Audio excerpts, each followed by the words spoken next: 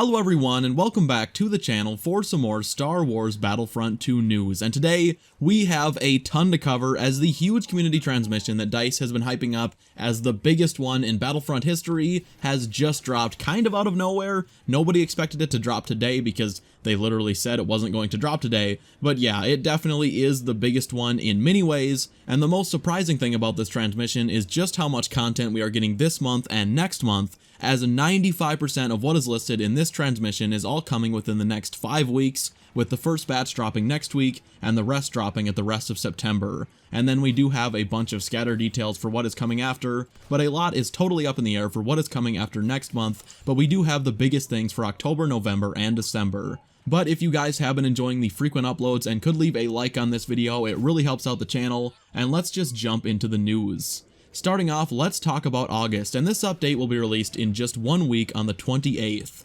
First off, DICE is adding both the Separatist Dreadnought and the Republic Venator from Capital Supremacy into Heroes vs. Villains to give us some variety and just for us to enjoy in that game mode, which I am all for. There are so many different map sections from other modes that would be great for HVV, and those two are two of the most obvious. Next up, this update will also bring a ton of changes to Capital Supremacy, particularly the ship phase. If this is something you don't particularly care about, I will put a timestamp on the screen so you can skip to the other new content, because I'm not really sure why they included these details in this transmission. It kinda seems like something that should have been a separate CT, but we are going to cover it regardless. Now, both of the phases within the ship itself will be set on a 5-minute timer. If you succeed in the first phase of capturing the 2 command posts, you will have 5 extra minutes added to your time to destroy the ship, and if you fail, the damage you dealt will persist, so when you succeed in the ground phase again and return to the ship, you will be able to pick up right where you left off, which seems like a really nice change. Capital Supremacy is also finally getting command post spawns, so you'll be able to spawn right on any command posts your team has taken, even if they're contested,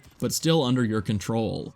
The CT does say the command posts that are currently contested will spawn you a bit further away from the post, but still somewhat near it, which makes total sense to me. You of course will not be able to spawn on command posts that are not under your control or neutral. This addition is amazing. I hate the current spawns in Capital Supremacy, so this is a great change. We are also getting 3 brand new appearances for the B2 battle droids, which is something I did not expect in the slightest, and we have images of all of them. The first appearance is the B1 pilot, the second is the B1 jungle, and the third is the B1 training. I am super excited to have some customization for the battle droids. It has been a long time coming for sure, and like all Clone Trooper skins, these will be available for use for any of the 4 classes. Alright, that covers August, but let's move on to September, which is definitely the big month out of all of these, and is definitely the biggest update we have ever had, which is planned to drop on September 25th, so just over a month from right now. Right off the bat, Felucia is dropping next month. I did not expect this in the slightest, and I don't think anyone did. Given DICE's past track record with maps, I expected Felucia by October at the earliest, but more than likely November. The transmission does also say that the entire map was built from the ground up with Capital Supremacy in mind, so it's looking like we may not get this map for Galactic Assault in any capacity, which is a bit of a bummer, but is understandable because those modes are so different. The command posts on this map, according to the CT, will all have a unique theme, from an abandoned Rancor cave to what is left of a Sarlacc pit, so this map sounds pretty intense. But wait, there is a whole lot more coming in September, as we are also getting both of the new PvE game modes next month, and wow, these sound amazing. The first mode is literally just called Co-op on the transmission, but this mode allows you to team up with up to 3 other players on all of the currently available Clone Wars maps in Battlefront II. There isn't a ton of details on what exactly you'll be doing, but the most important information that we have is that during your playthrough you will both attack and defend the planet, and also DICE has added Hero AI, which is so amazing and unexpected. I said in my prediction video yesterday it would be so great if they could pull it off, and the madmen actually did it. But not only that, they have also added vehicle and reinforcement AI, and I just cannot believe this. Honestly, I did not expect this at all. I said that as a bit of a long shot, like wow, what if they pulled it off? And they actually did it, so that is awesome. I hope they add it to regular arcade as well, because that is an incredible addition to Battlefront 2 and just opens up so many possibilities. The second PvE mode is for the solo players, and making its return from the original Battlefront franchise, Instant Action is back. This is pretty much going to be offline Capital Supremacy without the ship phase. You capture command posts with your team of AI, and once your team score reaches the limit, you win. This is also going to have all of the hero, reinforcement, and vehicle AI that we previously discussed, and can be played without an internet connection, which I know was a concern for some of you. Really, new offline content being added to this game is just so great. It really is clear that whenever the servers are down, that without an internet connection, this game has very little to offer. So DICE showing some love for offline support is a great move and will keep this game alive for so much longer. Believe it or not, we are still not done with September, as clone commandos are confirmed. Like I mentioned in my prediction video yesterday, which in the spirit of prediction videos got a lot right and a lot wrong, I was just convinced they were coming at this point. Even after Ben decided to troll us a few days back, there was just too much evidence that pointed towards their addition to this game. But we have the full description on their abilities, so let's discuss. Their primary weapon is the DC-17M blaster rifle. This weapon was found in the files so long ago, and now we'll finally be able to use it for ourselves. Their left ability is an anti-armor grenade launcher that the Commandos transform their blaster rifle into, and allows the Commando to fire 3 grenades that are especially powerful against vehicles and shields. Their right ability is a repulsor blast, which knocks enemies back and disorients them temporarily. Sounds like a combination of the regular repulsor blast and Boba's concussion rocket. Hopefully this ability works more consistently than the regular repulsor cannon, because that star card is very inconsistent.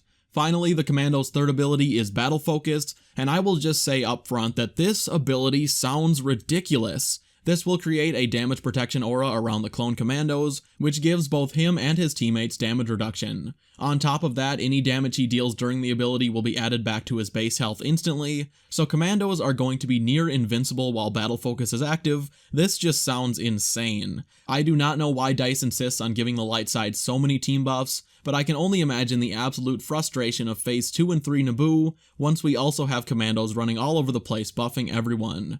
Either way, Commandos sound great, they have been a long time coming for sure, and in just over 1 month they'll finally be in Battlefront 2.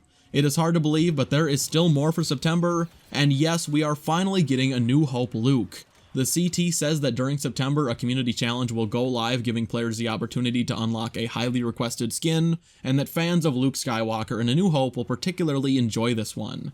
I personally would love to see the award ceremony Luke with his yellow jacket, but I think his farm boy appearance is far more likely, and like we discussed in yesterday's video, we had leaked confirmation that DICE was working on some sort of Luke appearance from A New Hope over a year ago. That is all for September, but the CT does say DICE will be releasing additional information in the form of new transmissions throughout the month, so keep an eye on the channel and I will be covering those from the second they drop. We also have some information on the rest of 2019 from the updated roadmap. In October and November, we are getting even more reinforcements, plural, and reinforcement appearances. I'm assuming these are going to be for the original trilogy.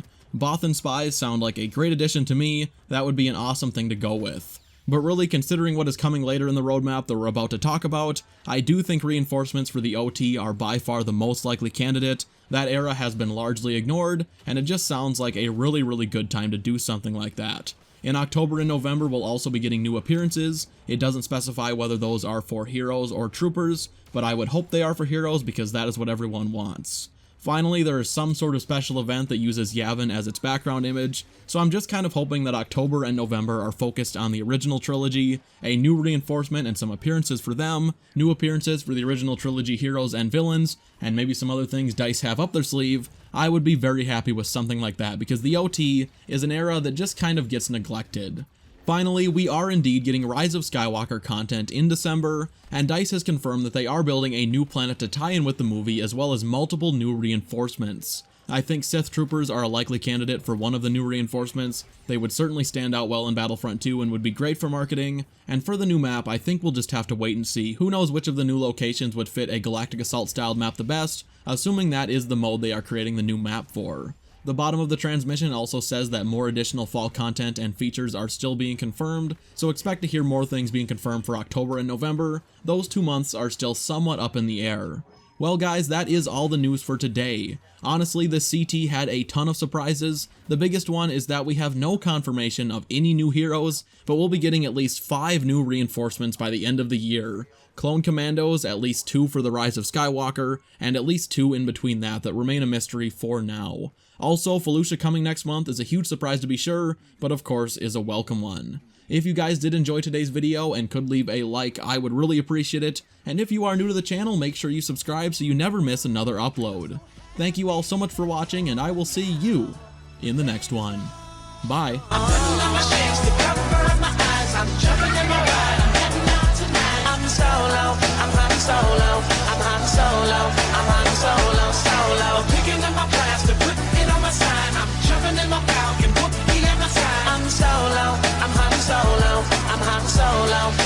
soul outside.